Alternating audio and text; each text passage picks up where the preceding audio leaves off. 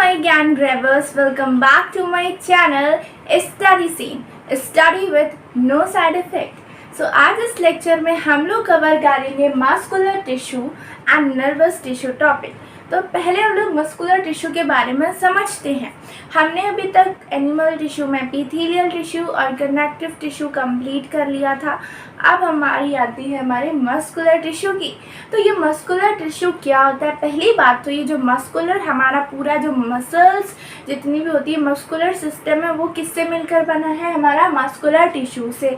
ये जो muscular tissue होता है इसमें क्या ये किससे मिलकर बना हुआ होता है? मसल्स फाइबर से।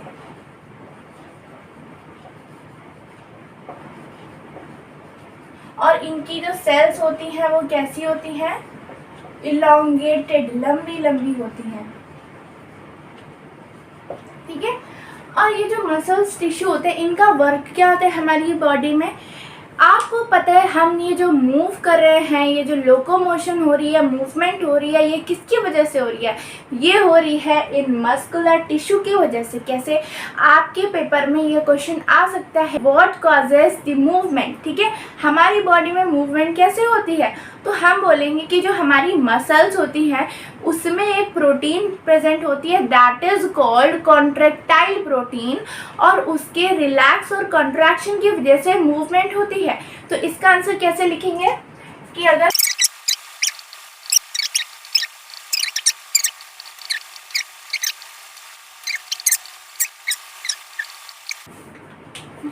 हम लोगों ने आंसर लिख लिया है। ठीक है, तो इस आंसर का मतलब क्या कि हमारी मसल्स में एक तरीके की प्रोटीन होती है। वो प्रोटीन कौन सी होती है? Contractile protein. वो मसल्स में हमारी प्रेजेंट होती है। जब वो रिलैक्स होती है और कॉन्ट्रैक्ट होती है तब क्या होता है? मूवमेंट कॉज होता है, मूवमेंट होता है। ठीक है, चलिए हम लोग एक एग्जांपल ले लेते हैं। बहुत सारे बच्चों के मन में क्वेश्चन होगा कि ये कॉन्ट्रैक्ट हो रही है, रिलैक्स हो रही है, तो इससे मूवमेंट कैसे हो रहा है, राइट? तो फॉर एग्जाम्पल आप एक बैग पैक कर लीजिए, आप कहीं घूमने जा रहे हो और उसमें अपना सामान रख लीजिए। नहीं आ रहा तो हम लोग उसको हिलाते हैं ऐसे ऐसे कर करके, और उसके बाद उसको रिलैक्स करते हैं, फिर उसको ऐसे हिलाते हैं। मतलब हम लोग उसको कॉन्ट्रैक्ट करते हैं, कभी रिलैक्स करते हैं। हमें ये चीज़ पता नहीं होती कि हम लोग कॉन्ट्रैक्ट और रिलैक्स कर रहे हैं, जिसकी वजह से वो चीज़ हमारे बैग के अंदर जा रही है। ठीक है, कभी आपने देखा आपने बैग में डाला और आप जल्दी में और उसको ऐसे हिला देते हैं और फिर चले जाते हैं।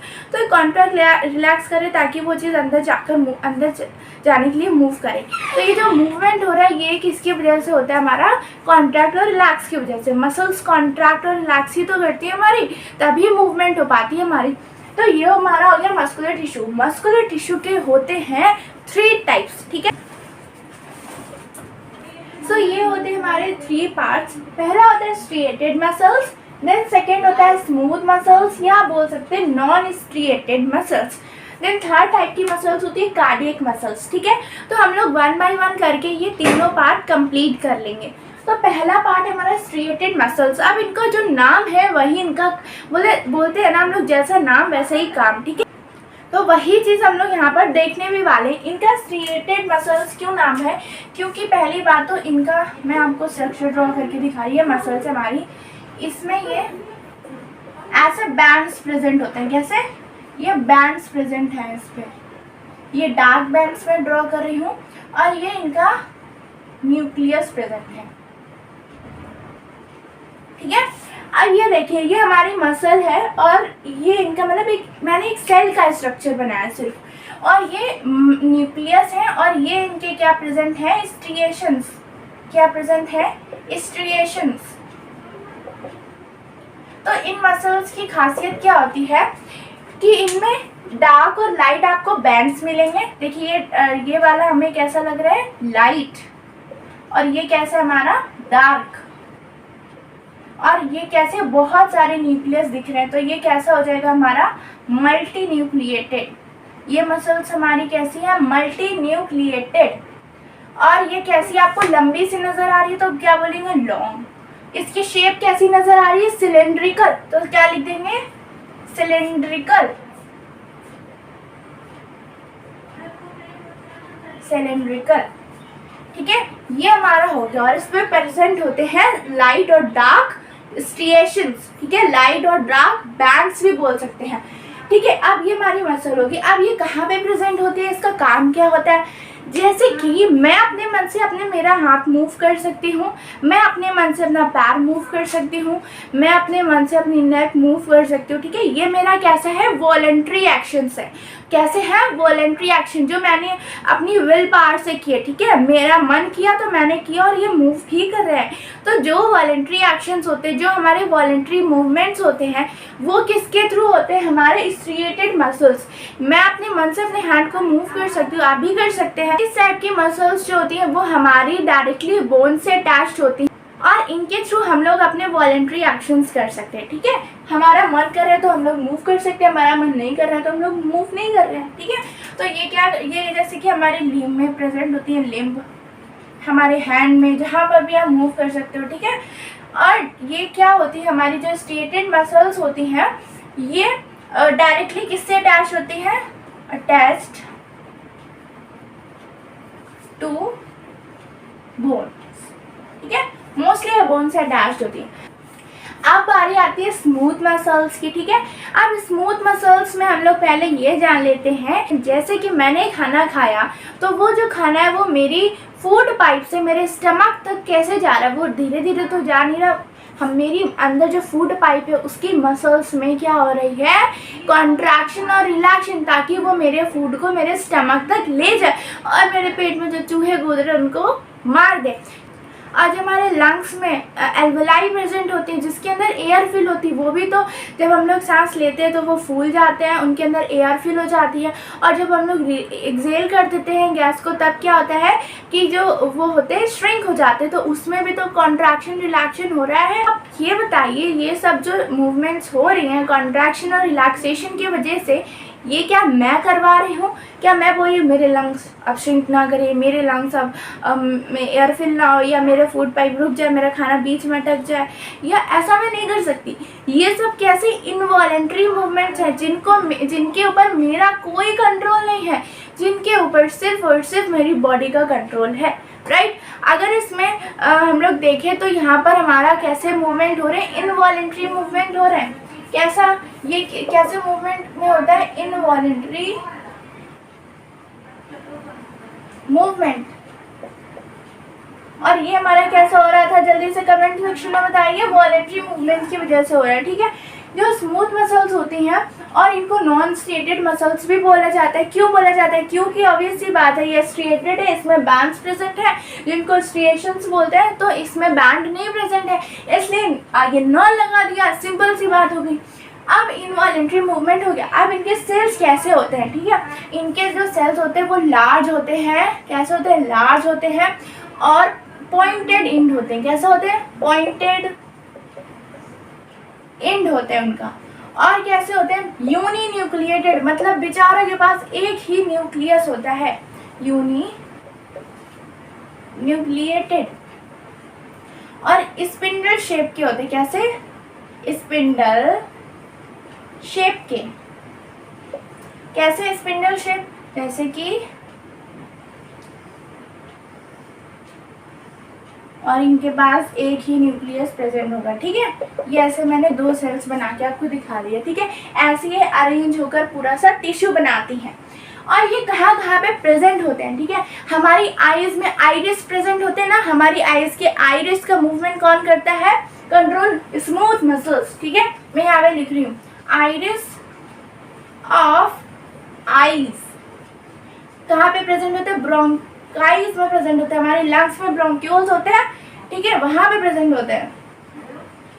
ऑफ लंग्स हमारे यूरेटर्स में प्रेजेंट होते हैं। इनवॉलेंट्री एक्शन जहां पर भी होगा, इनवॉलेंट्री मूवमेंट जहां पर भी होगा, जिसपे मेरा कंट्रोल नहीं होगा, वहां पर कौन सी मसल्स होंगी? स्मूथ मसल्स प्रेजेंट होंगी। ये हमेशा के लिए याद रख लीजिए, ठीक है। यूरेटर्स में होगा और हमारी ब्लड वेसल्स में होगा। ब्लड वेसल्स में हमारा जो फ्लो कर रहा है हमारा पूरा ब्लड, उसमें भी तो कॉन्ट्रैक्शन मूवमेंट हो रहा है, तो वहां पर प्रेजेंट होंगे ब्लड वेसल्स में। समझ में आया? बहुत इजी है। अब बात आती है कार्डियक मसल्स की। अब कार्डियक मतलब क्या होता है, हमारा हार्ट को हम लोग बायोलॉजिकल लैंग्वेज में क्या बोलते हैं, कार्डिया। तो डिपार्टमेंट्स होते हैं ना, कार्डियोलॉजी डिपार्टमेंट, ठीक है, तो वहाँ जो हार्ट के मसल्स को क्या बोलेंगे, कार्डियक मसल्स। ये जो कार्डियक मसल्स होती हैं, क्या मैं अपने हार्ट को खूब बोलती हूँ कि अब पंप हो जाओ, थोड़ी देर शांत हो जाओ, सो जाओ, रेस्ट कर लो, उसके बाद कॉन्ट्रैक्ट करना। अगर मैंने ऐसा कर दिया तो क्या मैं अगली बार बोलने के लिए बचूंगी? नहीं। तो जो हार्ट हमारा होता है उसमें भी कैसा एक्शन हो रहा है, जल्दी से बताइए। क्या मेरा कंट्रोल है मेरे हार्ट पर कि वो मूव करे अब ना करे? तो जल्दी से कमेंट सेक्शन में बताइए कैसा मूवमेंट होगा ये। Yes yes, involuntary movement, right. तो ये कैसी मसल्स मूव करेंगी, इनवॉलेंट्री मसल्स, ठीक है। अब ये जो हमारा हार्ट क्या करता है, देखिए, जैसे कि फॉर एग्जांपल अगर मैं गिटार पे कोई एक सॉन्ग प्ले करूं, तो अगर फॉर एग्जांपल कोई भी सॉन्ग प्ले करूँ तो मैं रिदम में बजाऊंगी। अगर मेरा एक इधर भी रिदम हुआ तो वो गाने का जो भी म्यूज़िक है वो सब ख़राब हो जाएगा ना, आपको सुनने में भी नहीं अच्छा लगेगा। वैसे ही हमारा जो हार्ट होता है उसका साउंड क्या होता है, धक धक नहीं होता है, इसका साउंड होता है लब डब, ठीक है। तो हमारा जो जो हमारा जो हार्ट होता है उसका साउंड होता है लब डब, ठीक है। तो ये एक इसका रिदम है कि वो उसको उसी वे में चलना है। अगर रिदम बिगड़ता है तो होता है ना, जो ईसीजी मशीन होती है उस पर आपने देखा होगा ऐसे ऐसे करके जो लाइंस आती हैं, तो उनमें वो होती है हमारी बिगड़ जाती है, ठीक है। पता चलता है कि इसका हार्ट कम ब्लड पंप कर रहा है, ज़्यादा कम ब्लड पंप कर रहा है या ज़्यादा कर रहा है, या इसको कुछ ब्रीदिंग इशू आ रहा है, ठीक है। तो जो हार्ट होता है अगर उसने अपनी रिदमिसिटी को खो दिया तो आप क्या खो दोगे, समझ ही गया होगे। तो समझ रहे, तो हार्ट कैसा करता है, रिदमिक कॉन्ट्रैक्शन कर, रिदमिक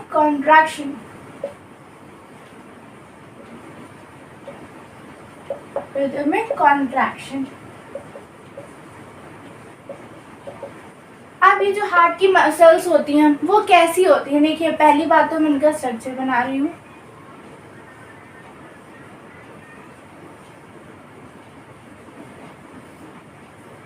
देखिए आपको क्या इसमें ब्रांच नजर आ रही है, एक दूसरे से अटैच है। तो पहला तो पॉइंट मैंने बोल दिया ब्रांच्ड है, ठीक है। दूसरी बात सिलिंड्रिकल नजर आ रही है, तो दूसरा मैंने बोल दिया सिलिंड्रिकल है। पेपर में आपको ये सब याद नहीं करना, बस इनके स्ट्रक्चर याद करो, देख देख के सब कुछ लिख दो, ठीक है। सिलिंड्रिकल है। उसके बाद इनमें एक एक न्यूक्लियस ही प्रेजेंट होता है, ठीक है। तो क्या बोलेंगे, यूनी न्यूक्लिएटेड। और आपको मैं बताऊं ये नॉन स्ट्रिएटेड है, तो इसको नॉन स्ट्रिएटेड क्यों नहीं बोल रहे हैं, क्योंकि इसमें भी स्ट्रिएशंस प्रेजेंट होते हैं, ठीक है, इसमें भी स्ट्रिएशंस प्रेजेंट होते हैं, ठीक। ये हो गया। तो आपको ये सब कुछ समझ में आया, आई होप कि आपको ये सब कुछ समझ में आया हो। और अगर कोई भी डाउट हो ना तो आप मुझसे कमेंट सेक्शन में बेझिझक पूछ सकते हैं। और प्लीज़ मेरे चैनल को सब्सक्राइब करें, लाइक करें and of course share to your friends. Thanks for watching.